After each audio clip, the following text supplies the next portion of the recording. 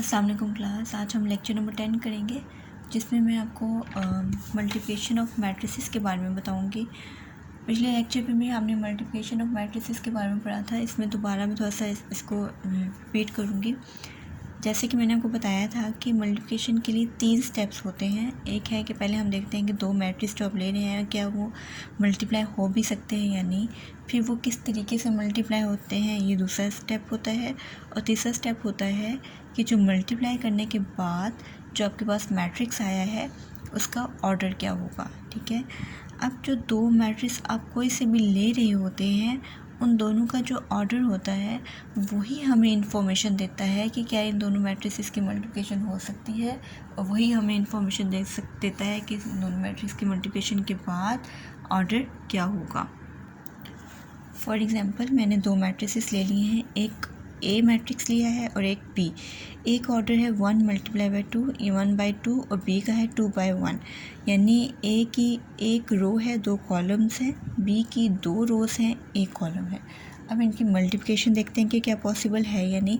तो दोनों के ऑर्डर का ये वाला जो पार्ट है ये, यानी फर्स्ट मैट्रिक्स की कॉलम्स दूसरे मैट्रिक्स की रोज़ के इक्वल हैं, इसका मतलब है मल्टीप्लिकेशन, यानी फर्स्ट जो स्टेप है वो पॉसिबल है, मल्टीप्लिकेशन पॉसिबल है। ठीक है, इसका मतलब है ये दोनों मल्टीप्लाई हो सकते हैं। इन दोनों को जब हम मल्टीप्लाई करेंगे, मल्टीप्लाई करने के बाद जो मैट्रिक्स आएगा उसका ऑर्डर क्या होगा वो बताता है हमें। ये दो जो पार्ट है ना ऑर्डर के, ये बताते हैं। ये क्या बच गया, 1 और 1।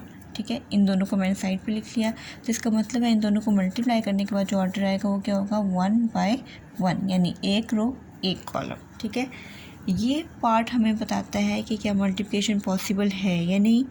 और ये जो बाकी जो बच जाते हैं वो बताते हैं कि मल्टीप्लाई करने के बाद ऑर्डर क्या होगा, वो क्या होगा, 1/1। ठीक है, अब हम एक एग्जांपल ले लेते हैं। मैं यही एग्जांपल लेती हूँ, एक ऐसा मैट्रिक्स लेती हूँ जिसकी एक रो और 2 कॉलम हो, जैसे 1 और 2 ले लिया। ठीक है, एक रो और 2 कॉलम। और बी एक ऐसा मैट्रिक्स लेती हूँ जिसकी 2 रोज़ और 1 कॉलम हो, यानी 3, 4 ले लिया। ठीक है, इसकी 2 रोज़ हैं और 1 कॉलम है, तो ये आ गया 2/1। ठीक है, अब हम चेक करते हैं दोनों को।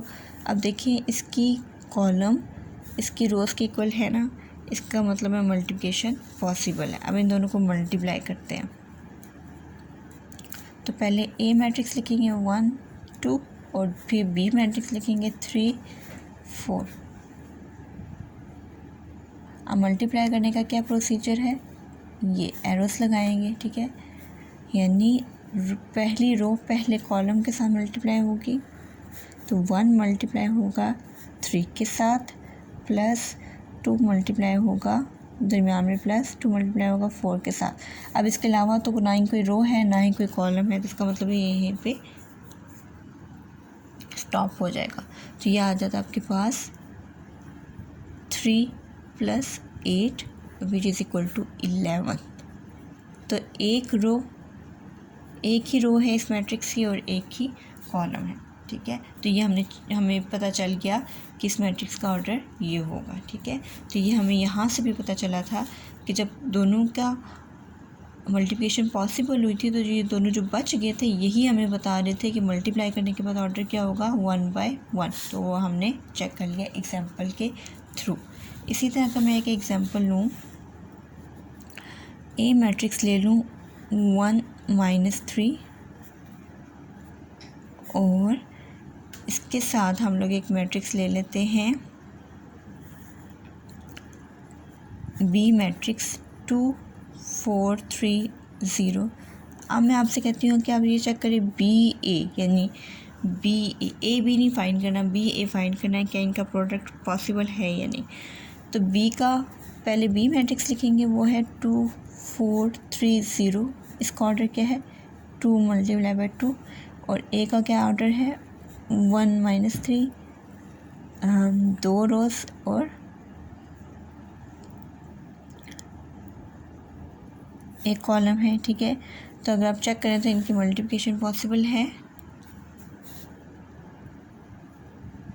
इनकी मल्टीप्लिकेशन पॉसिबल है।